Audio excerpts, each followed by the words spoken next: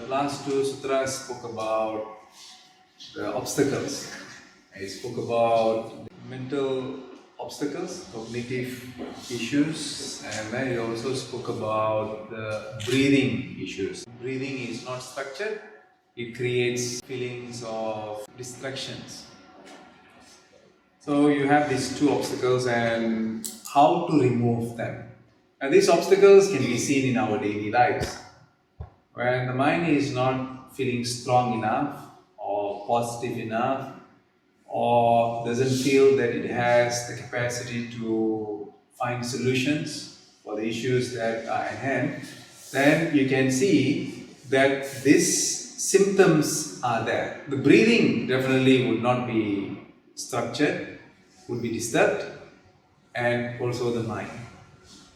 We saw that, and now Patanjali is giving us many different methods of removing these obstacles. How to remove these obstacles? For the removal of those means the obstacles and the symptoms, the practice of concentration on one principle. What Patanjali is talking about is concentrating. Here, principle definitely means something which is helpful. And for example, being patient. And when we practice yoga, things don't come so fast, right? Isn't it? Many things that we are doing in yoga does not come easily. Asanas we may able to do Surya Namaskar in almost beautiful flow. But how about ahimsa, non-violence? Or how about aparigraha, or non-possessiveness? This one will take some time, maybe even a whole lifetime. It doesn't mean at the end of the lifetime, but our whole life attempting to understand ourselves. So that is much more complex, but can be done. How to achieve success? How to achieve almost close to a perfection of ahimsa or aparigraha? Through concentration. When we are able to concentrate, we are able to achieve. And you can see this in our own practice. When we are performing the asanas, when our minds and emotions are absolutely in the asana, you will find that the enjoyment of performing the asana is almost absolute. Same with pranayama. When we are performing the pranayama and we are absolutely concentrated, we will be able to see the kumbhaka happening quite frequently. Kumbhaka means where the breath disappears. Very frequently it happens. But if there are many thoughts, you will find that the breathing is also disturbed, because the breathing is disturbed by the mind and the mind is disturbed by the breathing. And both are also disturbed by unsteady posture. That is why in yoga asanas we work towards stiram. At the end of the asana we remain static, still. And the breath is also held. So see, all these connected to each other in order to bring about that one main process which can help us to transcend the obstacles. Now, what is that one main concept? Concentration. The ability to concentrate. And the good news is in yoga, as you know, dharana can only be accomplished if it is accompanied with the culmination of a perfect or a very high level pratyahara. Yeah, that means you are relaxed. In yoga, the art of concentration has to be accompanied with a relaxed state. That means you are cool, you are relaxed, and you are concentrated. You are relaxed, you are happy, you are in a state of joy, and you are in concentration. You are able to concentrate in the activities that you do. So that psychological process of fear, if you don't concentrate, then fear comes. Another emotion that can come if we don't concentrate is also guilt. Both of these are very strong forces which can disrupt our harmony and peace. When we don't concentrate, guilt or fear.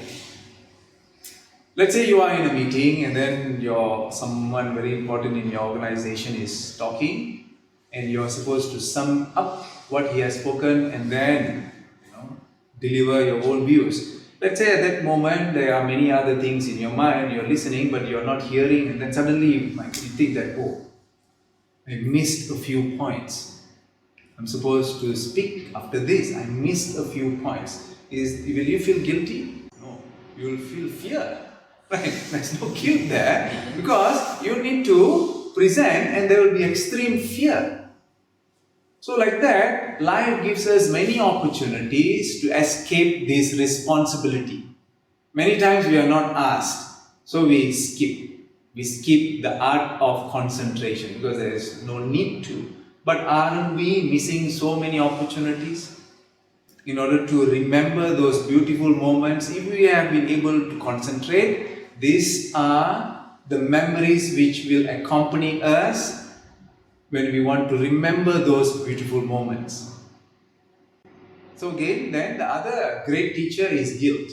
If we take it as a process of learning, then guilt can be a positive motivation, but we need to have great clarity about it. Otherwise, guilt is another big factor which affects many individuals in our lives.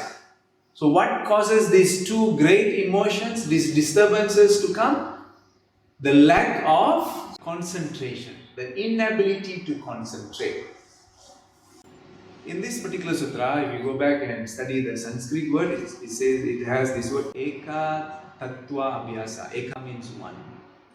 Tattva means principle. But the last word is Abhyasa, practice.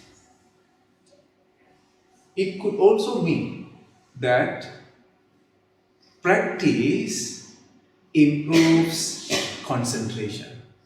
Practice of one principle. Here in this particular translation, translation from the Sanskrit, here it is mentioned as one principle. But could also mean that your principle is to improve concentration. Right? Everyone around us who has achieved absolute success in their life, you will find this one important and glaring characteristic.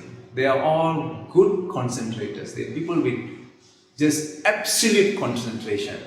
But the only issue is that in work, in pursuing our career and success, most often this is accompanied with stress. That is why in yoga, when we learn to concentrate, we must master pratyahara. Pratyahara and then concentrate.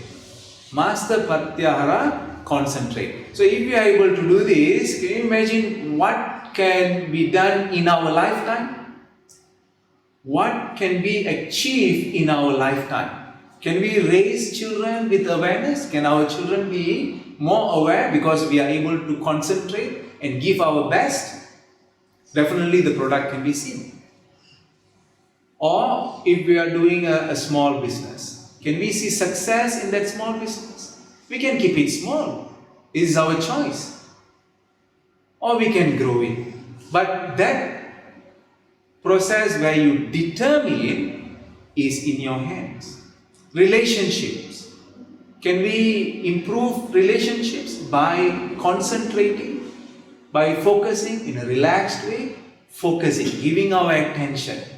It's in so many areas. As a teacher, when we are able to concentrate, do our best, when we are teaching, our focus is completely on teaching. In everything that we do, if we are able to give full concentration, then all other obstacles can be removed. Now, if we are not concentrating, doubt comes, dullness comes. Remember the previous sutra? Dullness, disease, pain, don't want to go to work because I have not given my best, want to take MC. All of this is part of this issue. And I believe that in industry, in households, in student life, in every aspect of human life, that if yoga is taken into their lives, then so much more can be seen. This is one of the best trainings of human resource development, human potential training, yoga, because the potential is not only psychological in nature but has so many values. These values are part of our training. The yamas and niyamas come into the picture. Otherwise, training is very dry. Okay, I ask you to concentrate. I train you to concentrate, ability to focus and have a very super intellectual mind. But the other aspects like ahimsa, clarity, kindness, compassion, all of that which has to start from ourselves may not be seen. We may be too hard on ourselves, not kind to ourselves.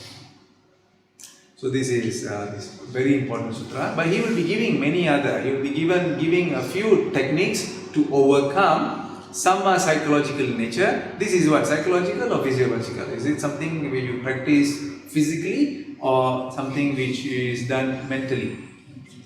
This is mental practice. Practice of one-pointedness. Namaskar. Thank you very much.